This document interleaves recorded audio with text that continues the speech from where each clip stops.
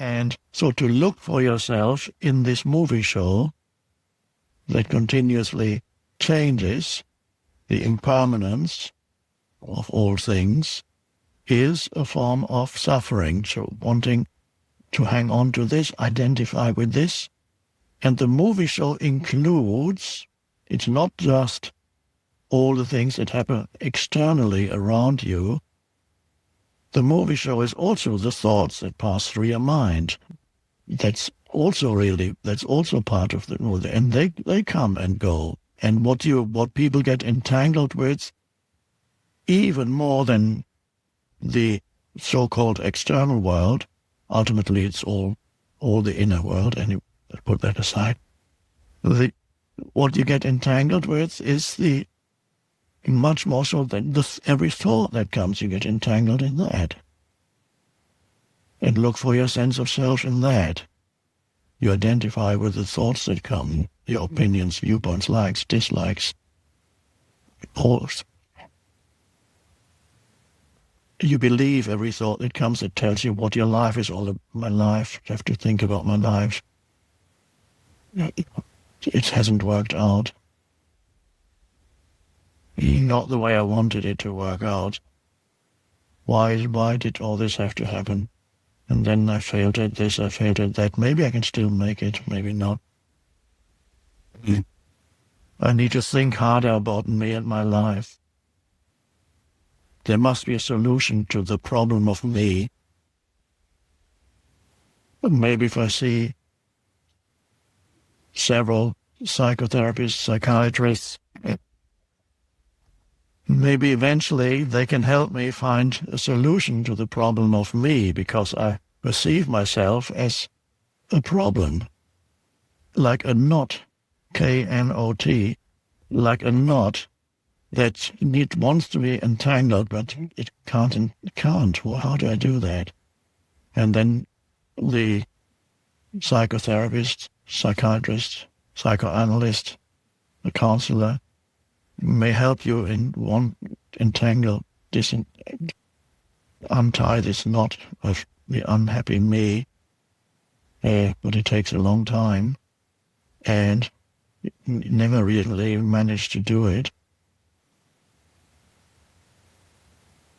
until you realize that the entire knot is a kind of illusory construct, and on that level you can't do much about it. But if you realize it consists of thought plus emotion that you had identified with, then suddenly it's not a problem anymore, and suddenly you become aware of who you are beyond that. And then you let it be, as the song goes, and suddenly you are not a problem to yourself anymore, because you're not looking for your sense of identity anymore on the level of thought or emotion. And then thought becomes less problematic. Thought loses its capacity to make you unhappy.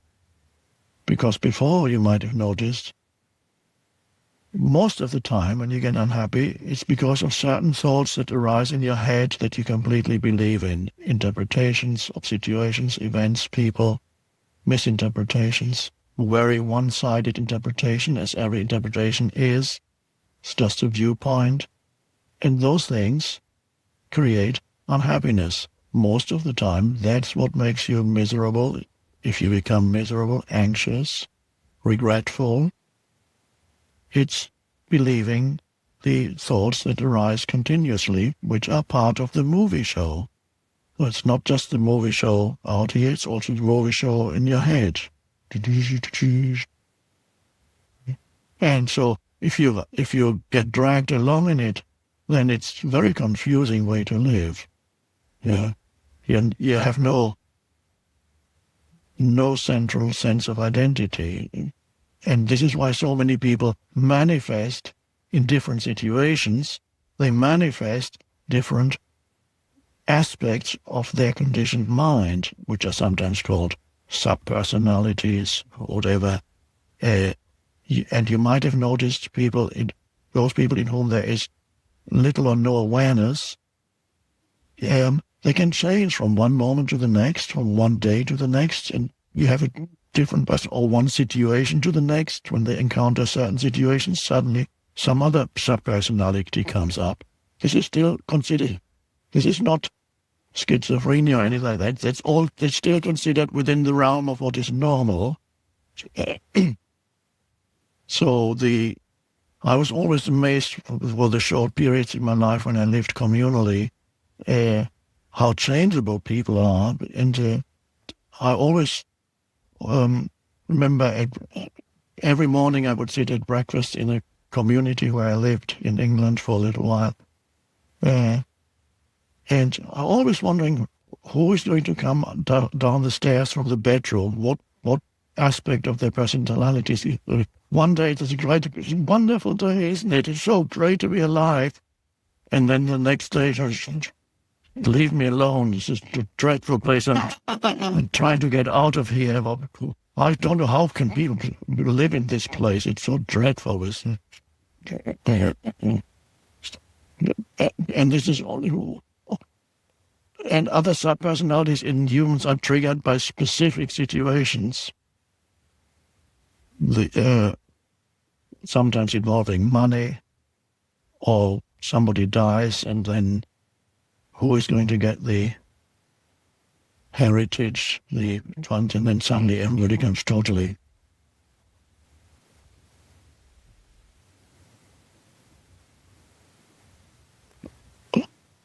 Or certain people can do it because one person may remind you of somebody that you once knew who wasn't pleasant.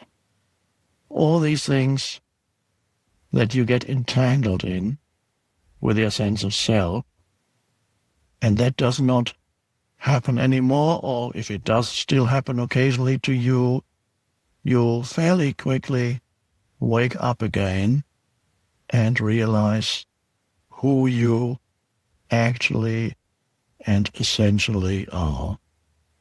And that is, you are not your thoughts or not your emotions and not whatever arises and happens around you. You are the still center, so to speak. So it's a way of experiencing the world that frees you from the world internally without leading to a sense of separation. When I say it frees you from the world, it sounds almost as if you felt a sense of separation now between yourself and the movie show. There is a detachment, yes, but also as you interact with everybody, there is more of a feeling of non-separation that we interact with, because it's not your sense of self anymore that you're seeking to reinforce by interacting with other humans. So you can allow them to be as they are, and the judgmental mind either subsides completely, or you no longer believe in every judgment that comes into your head, every thought that arises. So that's a wonderful way that removes fear from your life. Because if you're entangled in the movie show of your life, it's fearful, because you cannot really hang on to anything for too long, and it cannot give you your sense of who you are. And it's fearful because you're ultimately the inability to trust life, which traditionally for example, in Christian terminology is called faith. Faith is the ability to have a basic trust in life. It's not faith in something. In some languages, faith and belief are the same word. But faith basically is belief is you believe that a certain story that you've been told is absolutely true, and it once happened and is absolutely true. Okay? And if somebody else doesn't believe it, then he's going to hell. Yeah. He's going to hell because he doesn't believe the story. Okay.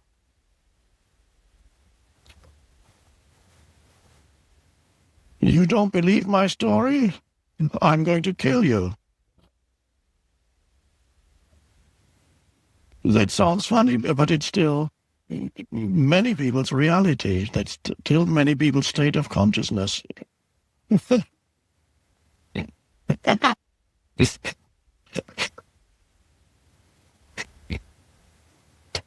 But faith is something deeper. It's nothing to do with any story. Faith is a basic trust in life that can only come from this inner connectedness with that place of stillness within. That the absence of fear is trust.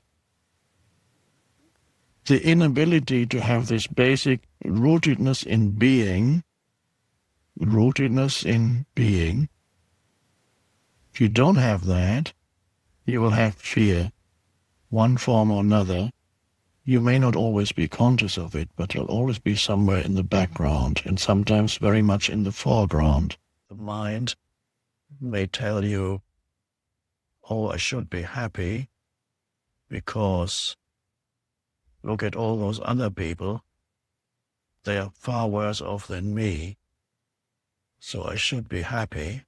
So the mind tries to convince you to feel good about yourself, or the mind reads something about gratitude and says, oh, I really should be grateful because look at all those people who are worse off than me. These people who are very old and I'm still relatively okay, not that old. And look at those people who are all ill and I'm still relatively well. And all these people, the poor people around the world, I really should be happy and grateful. That's trying to arrive at something that you cannot really arrive at through thinking, via thought. So the only thing that can make you feel a little bit better about yourself is to say that others are worse off than you. So then you're depending on others being worse off than you to give you a sense of a little bit of happiness.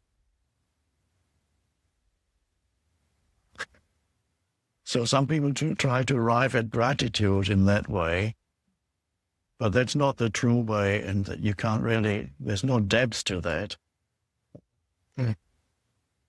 You don't need any comparison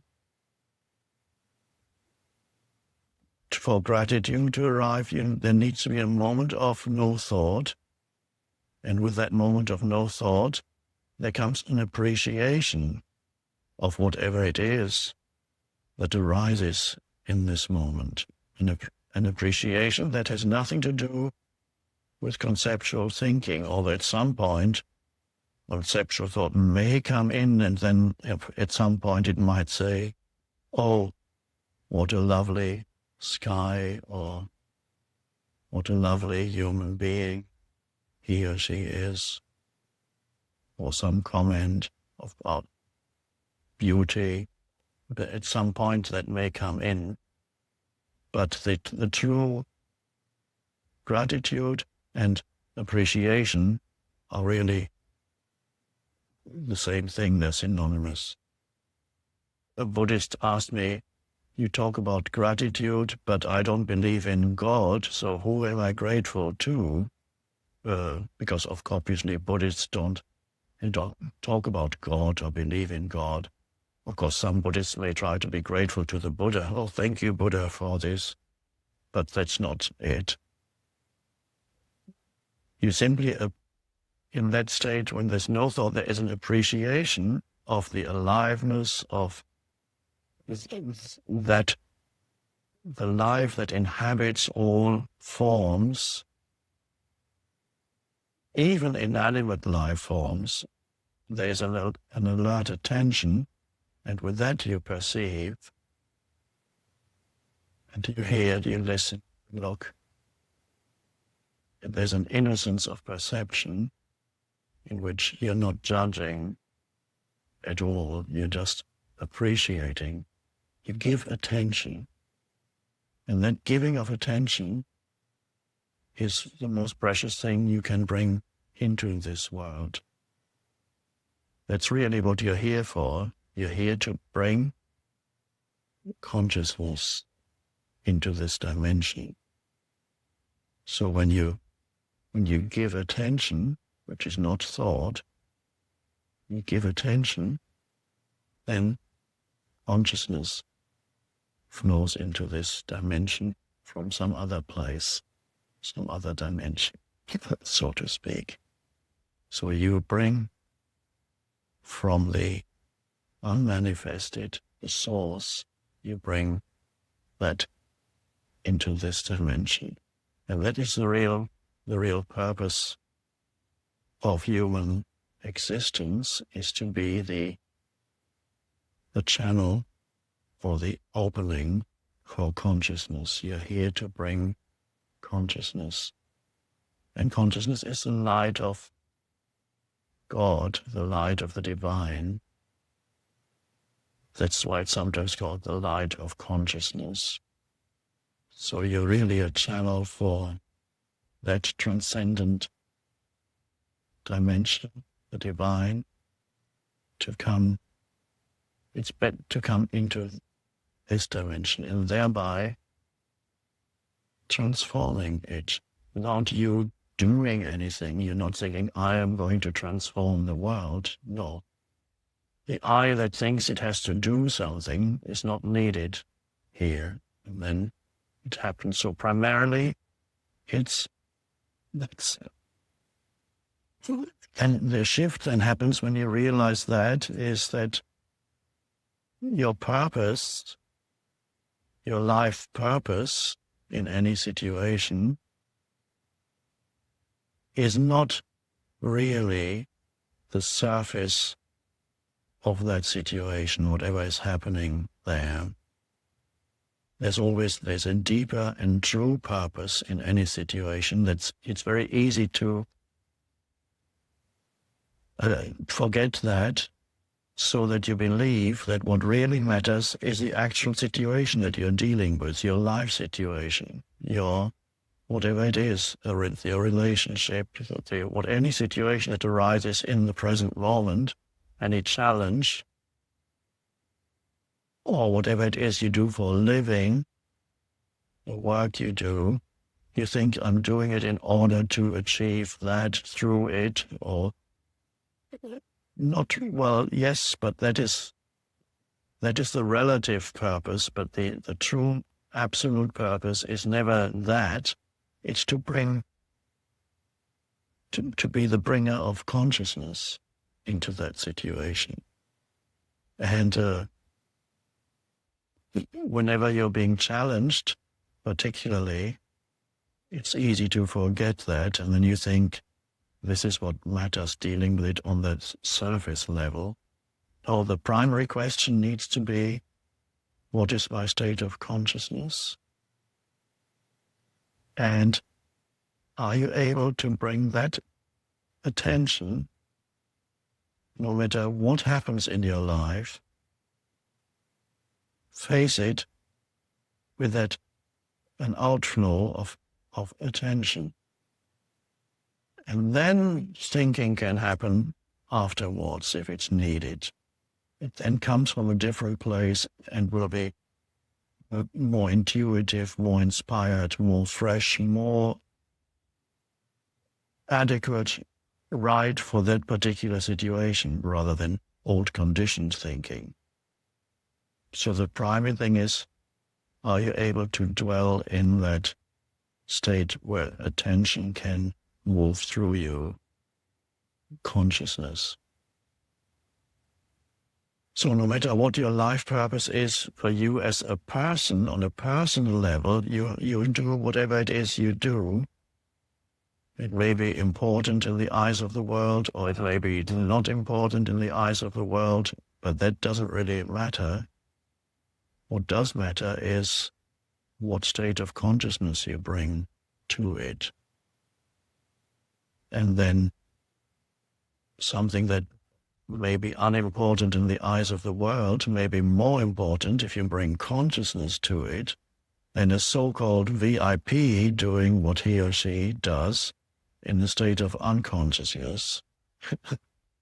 So it is, sometimes it's even what written values are reversed when you look deeply, that a person who is maybe doing a menial job, so-called, may make a more important contribution to human consciousness than somebody who is in VIP and totally absorbed in the mind and in reactivity, and to really a continuation of the problem making, in Eastern terms, producing more karma.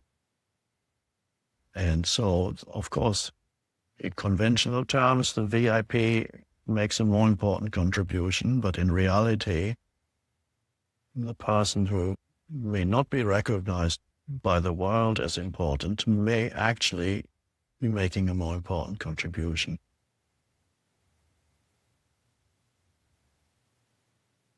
So it's, in any situation, then what really matters is not the situation, but your state of consciousness that you bring to it. Whenever you are upset about situations and people, that's a reminder then that there was a confusion about importance, what matters and what is secondary and what is primary. Secondary is the external situation. Primary is your state of consciousness that you bring to it. So when the moment you become upset, you've forgotten that.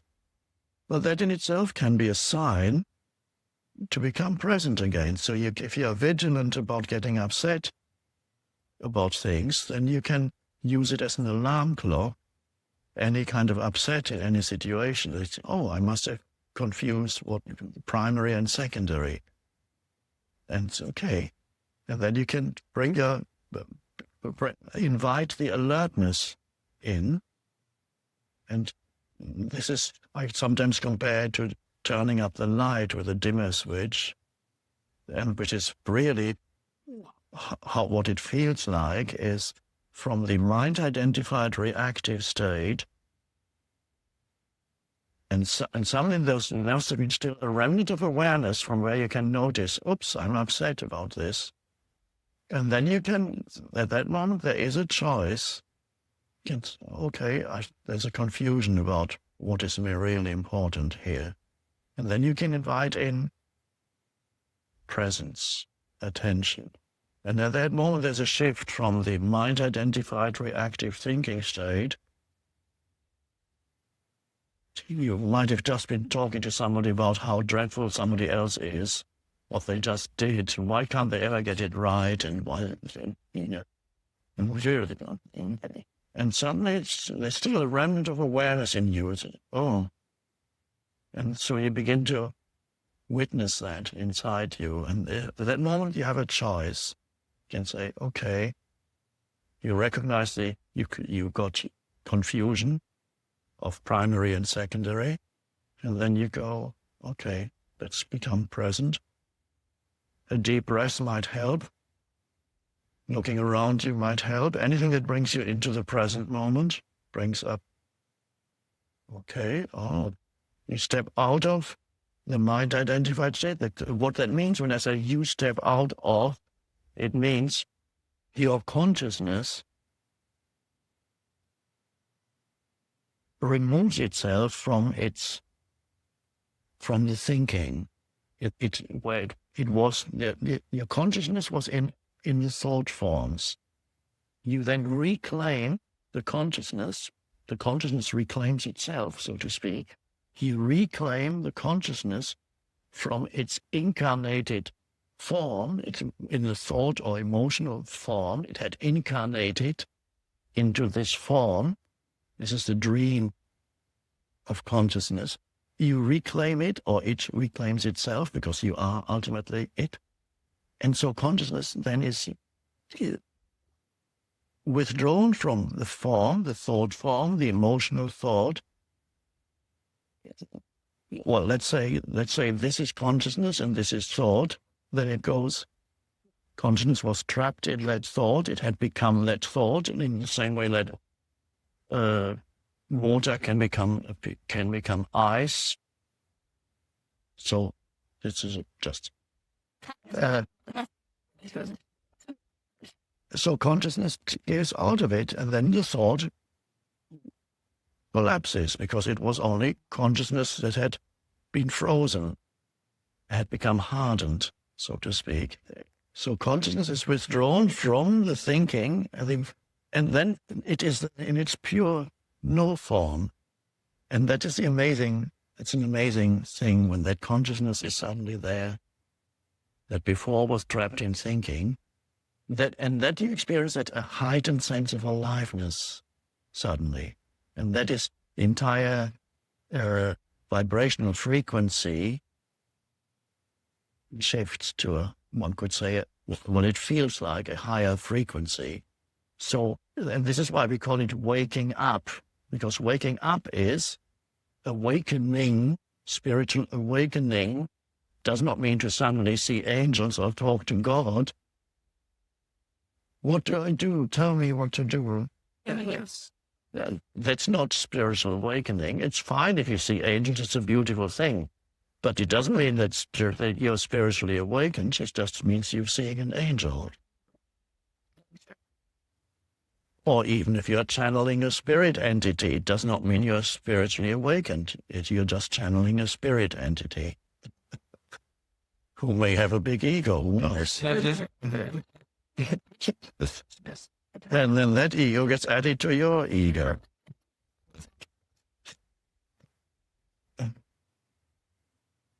So the amazing process then is consciousness disidentifies from what it had incarnated into, and that leads to an enormous sense of intensified aliveness suddenly, and that is part of that what we call alertness that arises. And so we call it awakening. It's a term that had been in use for thousands of years.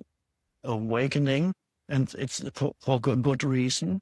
The Buddha, of course, means the awakened one. Bud comes from the root, Sanskrit root, to awaken. Now, there's a reason why this has been used, because it is very much like somebody who awakens from sleep. And you know how that happens. You're asleep, and then suddenly you go, there's an enormous shift from, it's a very different state of consciousness. And suddenly, and the same thing happens then again from the normal state of consciousness, which is the mind-identified state, which is, from the point of view of the awakened state, is another kind of sleep and another kind of dream. You might think you're totally awake, but you're not. You're totally in your thoughts. And then suddenly, the second awakening happens, and you go from, suddenly you go,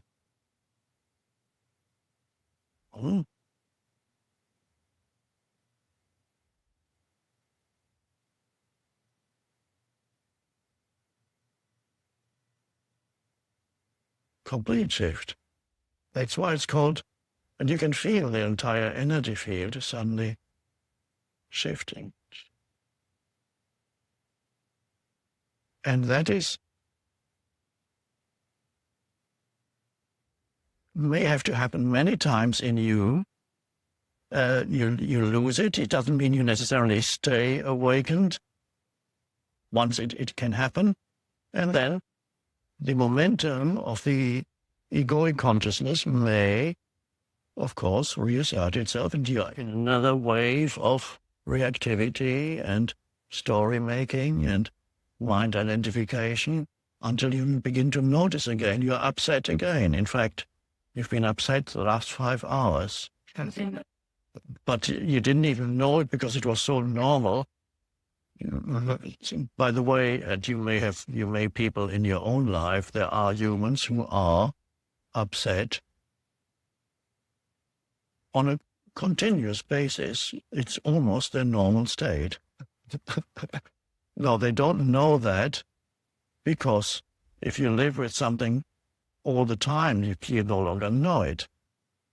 I compare it to a noise that you hear in a room generated by some machine or air conditioner or the fridge.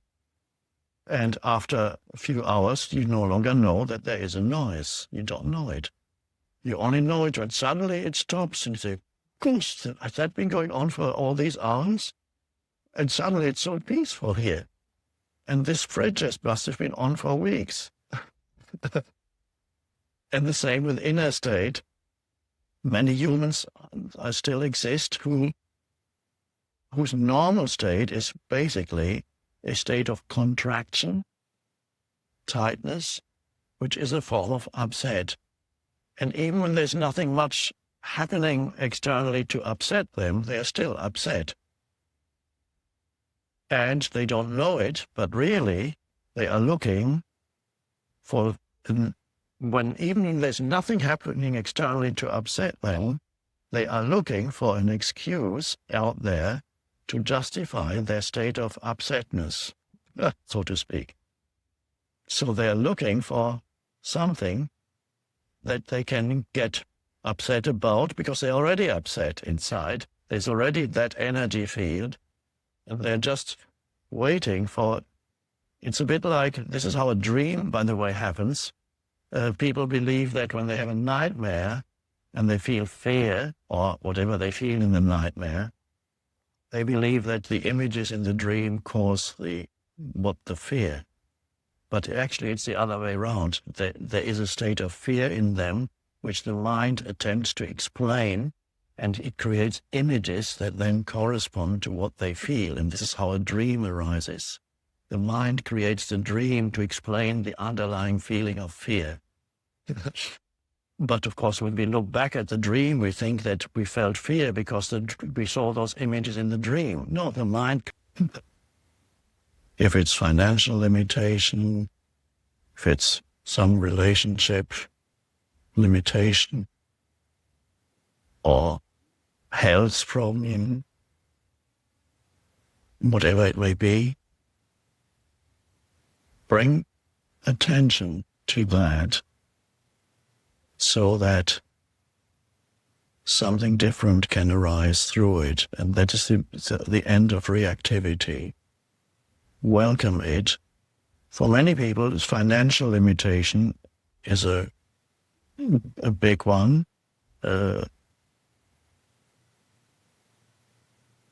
So I had that for many years. I only realized afterwards that for many years I was actually poor. And I didn't see myself as poor. I didn't have a concept. I'm living below the poverty line. They have some official figure. A single person who makes less than that is poor.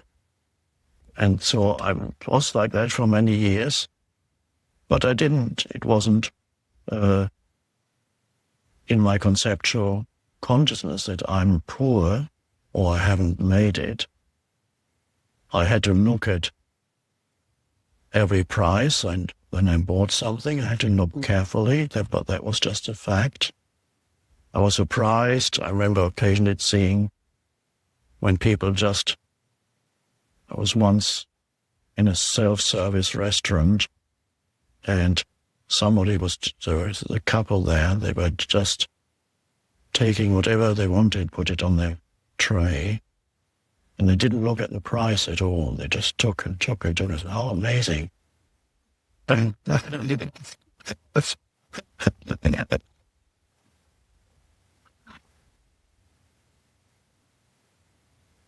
So when you bring attention to the problem area, then a lot of things you relinquish the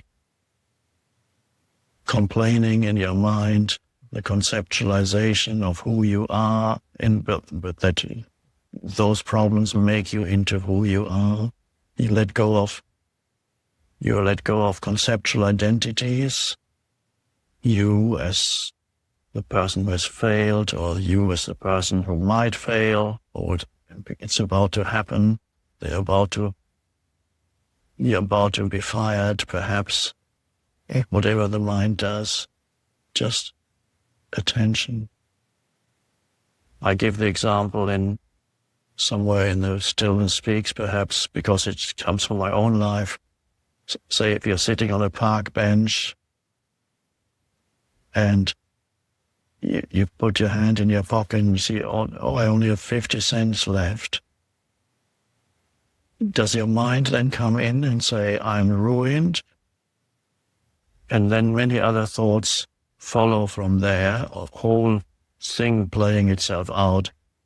It's too late, you're not going to make it anymore, you've wasted all these opportunities. You're going to spend the rest of your life in poverty. Or are you going to just say, well, this is what is right now, here's 50 cents. Without constructing a story in your mind, just give attention to the bare facts of the present moment. This is what is. It's not a problem. And that's an amazing difference between putting your hand in your pocket and say, I'm ruined, and just looking at, and your attention remains, and you become one with the present moment. And the amazing thing is then, you tend to attract what you need, sometimes at the last moment. I experienced that many times. And the amazing thing is you survived this far. You've survived for whatever, 40 years, 30, 40, 50, 60 years. You haven't starved yet. But if you had to starve, you could also starve consciously. It's fine. It's not a problem. I'll still help. And then, even if you starved, you would still, as you starve, bring consciousness through that into this world. Absolutely possible. It's unlikely that living where we live, that will happen to you.